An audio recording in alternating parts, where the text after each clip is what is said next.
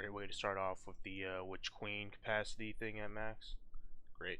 Anyways, I'm gonna talk about just the stuff, Season of the Witch, some other crap. Probably, like, why don't you talk about the Bungie layoff thing? That seems like something you would probably revel in, or some crap like that. Cause like usually shit on Bungie. The reason why I didn't make a video is because what is there to say? I mean, like I said, Final Shape was it for me. Like after Destiny, I don't give a shit. So this whole entire firing and whatever the hell's going on over there. The only thing that affects me personally is probably the quality of the Final Shape, which is again, whatever. I'm done after that, so I don't care if the company implodes after that. Oh well. And the chickens come home to the roost or whatever, right? This game's at a million. This company has a million second chance they fucked it up, and I've already said that piece about them, the whole entire back and forth with their quality, whatever. So now it seems like there's consequences. Cool. Anyways, Season of the Witch is now over because like the whole entire yesterday there's all this embargo engine crap. So I'll quickly talk about the season, stuff like that. So overall, if I were to rate this season, I think it's probably one of the best seasons in general. I think the reason why, same with like same with Deep. I feel like it's a pretty good season, but the issue is, well, one, obviously the state of the game isn't really good right now. A lot of people are sad because a lot of people got let go of Bungie.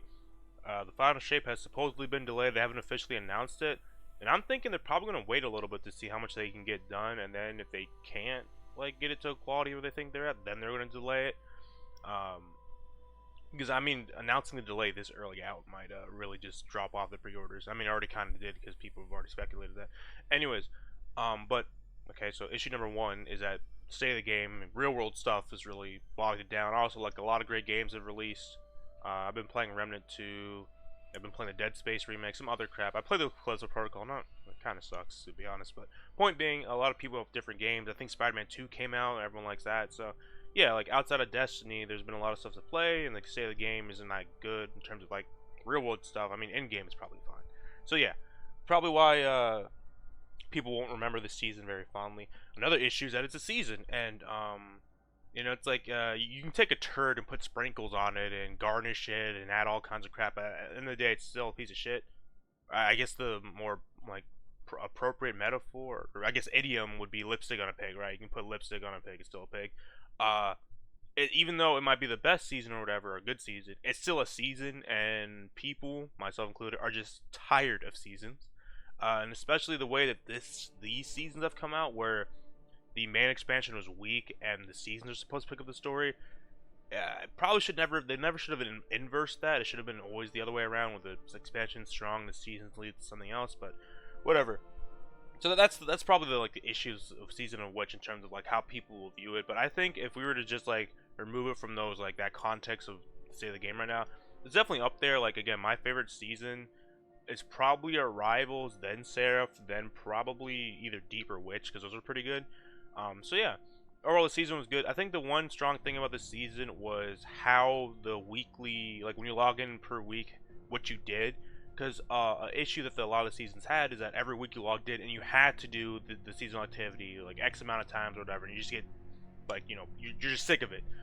Season of the Deep was like that too. There was one week where you had to do like 5 or something, Altars of Summer, some crap like that.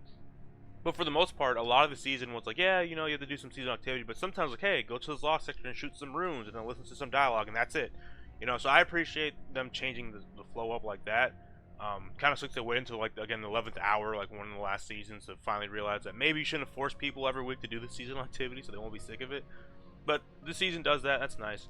Another thing too that was really cool was the Deck of Whispers. I think that's kind of cool, like how you have different modifiers. My only issue is that I wish they would explain the cards. Like I get it, you can look at the art and like the symbol and figure it out, but would it really kill you to like have a tooltip or something, like a piece of text floating when I summon, like when I pull the sisters card? I'm just saying. So that was pretty cool. Spire of something. What the fuck is it called? That's how you already know. I didn't do this season that much, but I know there's Altars of Summoning and Savathûn Spire. That's what it's called. Yeah, Altars. It's kind of a mixed bag. Definitely Court of Oryx reminiscent. The issue of Altars of Summoning is that you want to have a pre-made team, because if someone puts it in like a level 3 offering and it involves Shriekers, you're not getting it done, because for some reason Shriekers are just invisible to everybody. So Yeah, but on its premise, you know, you go in there, you just, you know, kill a boss, you get some stuff, and you can go as long as you want. If someone leaves, someone else will matchmake in, you know, and there's a little, so that's pretty good. Savathûn Spire again, I like the whole entire. The reason why I like Deep was like the little roguelike elements where you get like perks and buffs, really cool. Same with Savathûn Spire. I feel like I only got the ogre boss like once. I swear that thing's rare. But yeah, those two seasonal activities pretty solid. There's the Embargo engine, and I will say another strong thing about the season, like the secrets and stuff like that. Again, yesterday people found out the reveal of the next season through doing the Embargo engine, which was really cool. And again, it's one of those things where I really wish they would have done this like years ago instead of just revealing the next season like a week of or a day of a trailer or something. But it is what it is. You get a shader and an emblem. I don't have it yet because I haven't done it yet because I'm just lazy. But yeah, in terms of secrets, really cool stuff. I feel like I'm forgetting something else. I mean, like I said, I think what really made me not hate this season as much as the other ones is that, again, every week when you had to do like your whatever to get some story, it wasn't just go do Altars of Summoning every week or go do Spire every week. You did other stuff. Another great thing too, the characters. Obviously, any time Eris Morden's involved, I'm always happy. She's literally the best character in the game. Way better than Cade, by the way. Like, I don't even know. I could go on an entire tangent about that, but let it be known, Eris is the best character. Anyways, Amaru's, you know, people like Amaru. The only reason why I don't like Amaru is because of the fucking Festival Lost, which I'll talk about later, and he would never shut up. Same with fucking Ido or whatever. But pretty cool having Savathûn and Eris interact. The pacing was a little weird though, because on the final, like on the Bladed Path, the final step where you get the cutscene. Oh, I didn't even explain the fucking overarching story. My bad. So the entire story is that at the end of the season of Deep, Asa, the space whale, was like, "Yo, Savathûn knows the way through the portal." And we're like, "Well, okay, let's go resurrect Savathûn or something." And Mara's like, "Well, you can't resurrect her until you deal with her sister. So, how do you beat the God of War? Because every time you fight against her, you just make her stronger." So Eris like, "I'll just become our own hive god, the god of vengeance, and these other activities, altar summoning, Savathûn Spire, those ties will make me strong, and I'll be strong enough to fight Xivu." Point being, you know, you keep going through weeks and weeks, and eventually it culminates with you're basically out of time. You know, Xivu Wrath's already here, and Eris isn't strong enough, so you resurrect Savathûn. Eris kills Savathûn as a hive, and because she's a hive, and Savathûn hasn't been killed by another hive in like eons or whatever, she could become so powerful for like literally, she says for a moment, she's like one of the strongest beings in the universe, and she banishes Xivu Wrath somehow from her throne world, which makes her mortal now. Now she's no longer immortal, and that severely weakens her, right? And then Savathûn gets resurrected again and flies off somewhere, but she leaves Amaru with you, so neat. And they kind of just ended right there. And then there's like and one of my complaints was, because I might have talked about this before, but one of my complaints was like, oh, it just ends abruptly, and to get some kind of epilogue, to read like a lore card. Well, this is kind of like the epilogue now, because again, spoilers, when you do the final puzzle of the Embargo engine, you go to like, I think the top of the spire or some crap, and there's an Ahamkara egg, which isn't taken.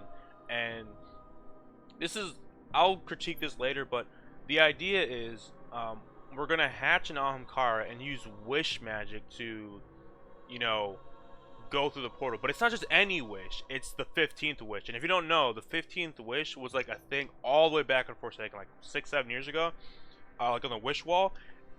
And for years, people try to figure out what the hell is the 15th wish. People again, this is one of those things where maybe it's the Mandela effect, but I could have sworn Bungie came out and said there wasn't a 15th wish after a certain time. Because I remember it got to the point where people were like, "Oh, you have to solo Flawless the Shattered Throne at power level 999 to break the Dreaming City curse. That's the way to do the 15th wish or something." So it might have been like Mandela effect, but I could have swore they said there was no 15th wish. But now they've confirmed there is a 15th wish, and it was written in Savathûn's wings or something. So pretty cool, like, build up. So I think that's really cool. Also, the emblem, the shader looks nice, and I really, if I could have a time machine, it'd be really nice if they could do this for the other seasons. But seeing how the next one's the last one, whatever. So yeah, my only critique though with Season of the Wish is that I feel like it is lazy writing. Because the one thing I don't like about the Destiny universe is the term paracausal. Because basically that's just the writer's free pass to just let anything happen. Say, oh, it's paracausal, aka space magic, or aka weird fucking, ooh, it just happens, you know, because it happens. And I'm not saying everything has to be super detailed. It's a fucking sci-fi universe, I get it. But just the idea, like, the way to get through the portal isn't like some, like, cool, like, mastery of light and darkness or something. It's just use an Ahamkara and wish your way through it. Part of me gets it because, like, it's a callback to 15th Witch, which is significant in this, you know, the history of it and all the crap. I get the significance of the Ahamkara and all that crap because, you know, I remember people used to think the dragon on Venus was one of them or something, right? And, you know, Ahamkaras are really, they have really cool history, like, even all, reading the lore cards and the, like, fucking Blast Witch weapons. Really cool stuff. So I get that. But it's like, damn, man, really just wish your way through it? Fuck. It's such a, god damn it. Obviously, I'm sure it won't play out like that because, again, everyone, if you know all Ahamkar, like, their wish magic's like a monkey paw. They always seem to misinterpret on purpose what you ask for them. So if you're not very specific, you know, monkey paw curls and you get, you know, you get what you want, but not in the way you want it. Like, I guess an example is like, oh, I want $1 million. Well, you get $1 million. It turns out those $1 million was stolen from a bank, so now you're a wanted criminal, right? Like, kind of like that, monkey paw. But yeah, so I mean, we'll see how it goes. Like I said, it's their last season. I won't shit on it completely. Oh, cause you have to wish your way through. But hoping it's good.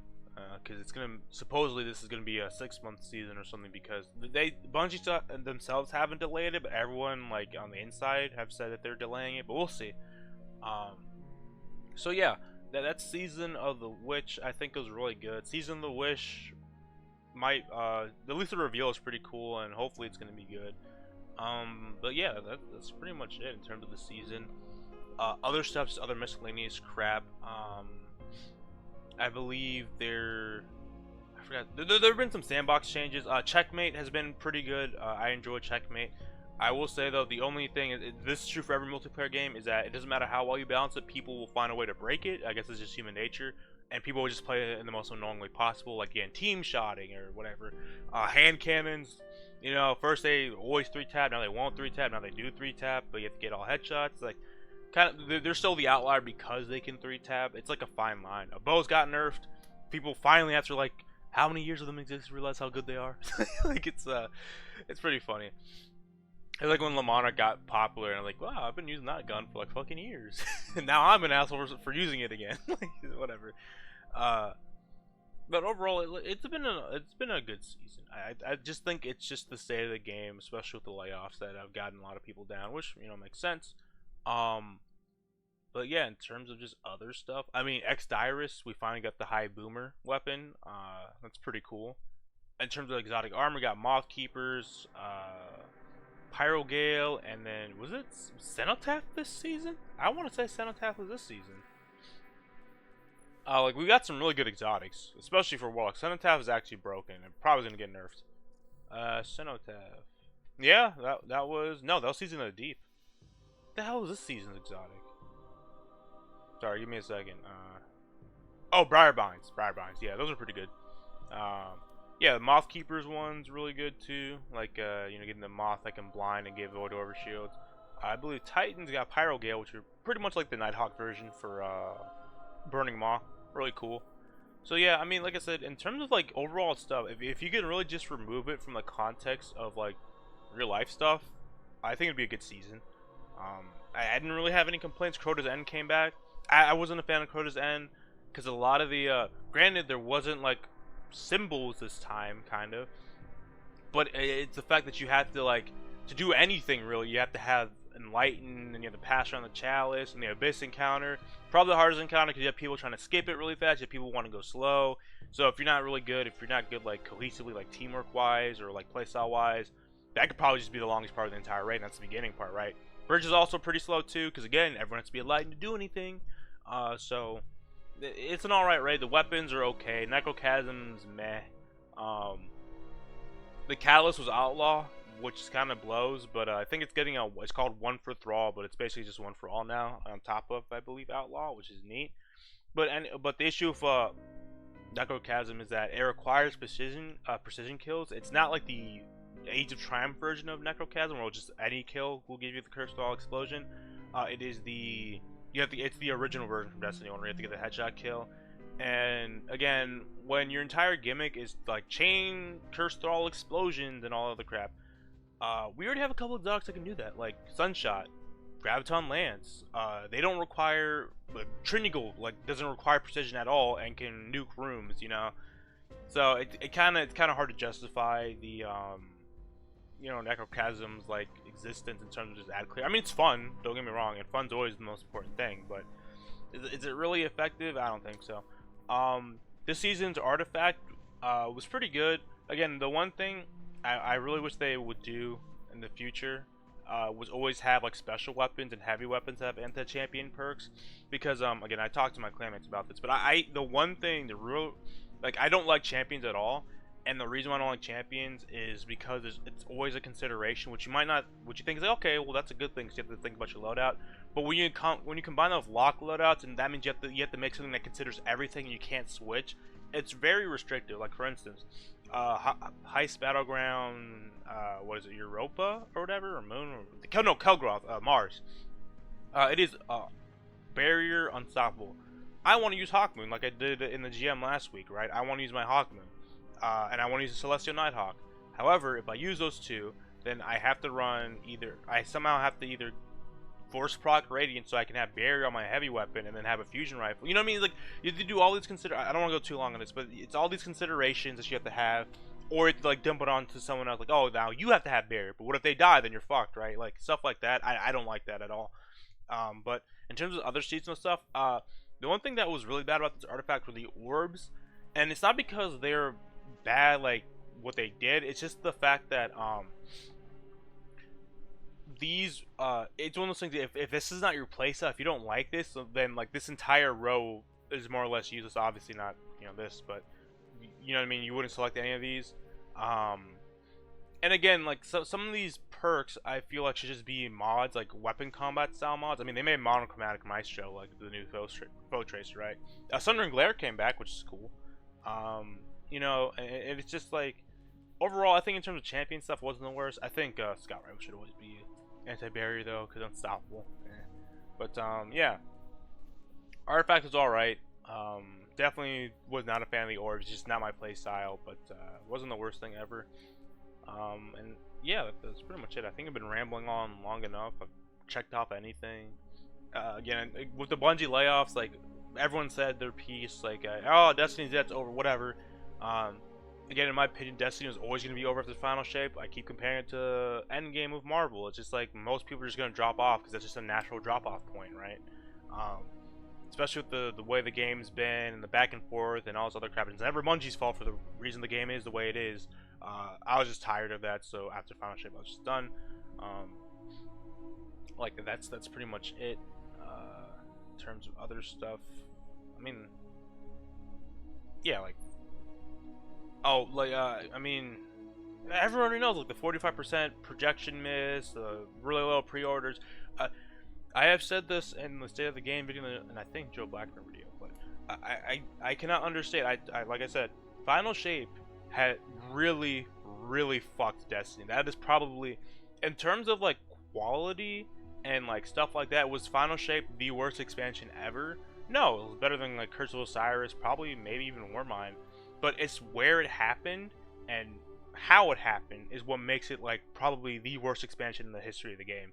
Because again, I guess the football thing is like you're in the end zone, but you fumble at like the fucking 1 yard line. Like, you're right there, but then you just drop the ball, and it's like, and you're on 4th down or something, or some shit. And it's overtime, right? So I don't know. I'm trying to make a sports analogy. Basically, you're right there, right? You had some good hustle to get down there into the end zone, but then you just fuck it up, and in such a spectacular way too. It's just really bad. And again, if this happened during Red War, it wouldn't have been a big deal. If this happened, during Shadowkeep, wouldn't have been a big deal, because again, Stranded was really good. But the fact that this happened at the 11th hour, this is the penultimate expansion, the second to last expansion. No, it really fucked up the game and probably the franchise history. Probably should have delayed. I don't even like Lightfall was just thrown in there just to delay, so you have more time on Final Shape. I'm sure, a couple years from now we'll hear how, Lightfall, which is like Rise of Iron, was put together last minute because they needed more time for Final Shape or something. Whatever. But, yeah, I'm not really gloating about like, oh, see, Bungie's gonna collapse or whatever. Destiny's dead. It's like, no, it kind of sucks because again, the story is again upper management or some nebulous entity at Bungie is the reason why everything's so fucked. Apparently, the developers were always trying to get us back and all this other crap, but some person at Bungie's like, no, actually, let them suffer or something. Who knows? I mean, it's always been like that. It's the story of every fucking company at this point in gaming. Always mismanaged, always some fucking problem. No one can just make a game and not have it implode or something. I think people are trying to blame Sony for this one too, which is pretty funny because, like, guys, at some point it has to be Bungie's fault because first it was Activision's fault, right? And then now it's Sony, so whatever. But there, that's what I think of the layoffs. I think it kind of blows, like, honestly, because you wake up and you go to your job and like, by the way, you don't have a job anymore, and that kind of fucking sucks, especially in today's economy. But and I mean, they fired a lot of good people too. They fired a lot of the community manager stuff. People who wrote the TWABs. They fired obviously the big one was Salvatore and Michael Sika. I can't pronounce his last name. I mean, Rotomav or whatever. I can't pronounce some of these people's names, but he's still there. So there's some good people still there. But yeah, it really blows, especially the music team, because again, no matter how bad the expansion was or how bad the game was, the soundtrack, like Destiny 2 Year 1 was shit. Soundtrack was amazing. Shadowkeep was a disappointment. Soundtrack was amazing. Beyond Light fucking blew. Soundtrack is Lightfall is probably the worst expansion ever in terms of like what it did to the franchise, but it has a really great soundtrack. you know. So yeah, it kind of sucks that those people are gone. But like I said, your rooster the hens come home to roost or something. I don't fucking understand English language, man. Even though it's my only language. But the point being is this is what happens when you don't over-deliver, Bungie. At some point, it's gonna come back to bite you in the ass, and here it is, right? I wonder if that general manager's still at the company, the guy that gave the GDC presentation. And again, just a last little harp because I keep saying, "Oh, this is it," but like with the GDC thing, they're right. Like I don't disagree with what they're saying. As a player, it fucking blows, but they're right. You do a minimum viable product, you get enough loyal fan base, you make a fuck ton of money. But you just don't say that out loud. You don't call your fucking fan base or retards out loud, even if they are retarded and they keep the lights on. You don't say it out loud because if you piss them off, who's gonna keep the lights on? Like it's like you said the quiet part out loud. I guess that's the best way I can describe the GDC presentation. You said the quiet part out loud. I know a lot of Destiny YouTubers are like in the it's over phase. It's all over and Destiny's dead and it's whatever. And we should branch out. I will say this: making a YouTube channel off of a single video game is pretty risky. I mean, again, my channel isn't monetized. I did this as a hobby, and I play different games too. But like, the big ones who make their channel and everything off of one game. I mean, making a channel off of YouTube, like trying to live off YouTube, is also like you're playing a minefield. It's a dangerous game because you could be the goodest boy and play by all the rules, but if they don't like you one day, they can just terminate you. You say something bad, you're just gone, right? And there's no recourse. So you're fucked. So that's kind of risky too to base your entire livelihood on YouTube, especially nowadays. But like I said, there's an image that makes me laugh where it's like a monkey and it's like the neuron activated and it's like slightest inconvenience or slightest victory. It's so over or we're so back. It definitely feels like it's so over phase, right? Because the future's uncertain. But I'll say it like this: I've been playing the Division 2 for a really long time, and in that community, like I don't think maybe I don't know even how many people play on Steam. It's a really low number, but if they can stick through a 2-year content drought, where again the content they got for Division 2. Outside of like maybe 1 or 2 new game modes, like most of the manhunts are just go like a reskin. You just go to a different area, but at the final culmination of the manhunt, you just kill a different name dude every time, right? It got to the point where they had to repeat previous seasons, and then you got the premium reward track for free. Like, if that community can survive that, where the developers legitimately abandoned that game for like 2 years to work on Heartland or some other crap, I'm sure Destiny will be just fine. As long as Bungie can keep the lights on, there'll always be someone playing Destiny. It might not have the quality of Halo in terms of story and stuff like that, but it definitely has the fan base. It definitely has the same level of fanaticism. People love this game, and even if Bungie were to take like a 2-year hiatus or 3 years or however long the fuck to do whatever, I guarantee there'll still be enough people to play the games. It might take long to queue into like Crucible, but people still play Destiny 1, right? It's not like an insignificant number either. So. What I'm trying to say is, I mean, it might as well could be over. Who knows? I always felt like episodes were just gonna be like the Division 2. What they experienced was just like basically seasons without. They're basically seasons, but not saying calling them seasons. Where they're just in maintenance mode. Where you have little disconnected stories, and you just have that going on forever until you develop something new. But yeah, again, regardless of whether it's over or not, doesn't affect me because again, I told you I'm done after Final Shape. I might play Echoes, maybe. I don't know. Maybe there's a third subclass in that one. Sure, I might mess around, but I ain't doing anything after that. I'm not buying no pre-order deluxe edition, whatever the fuck.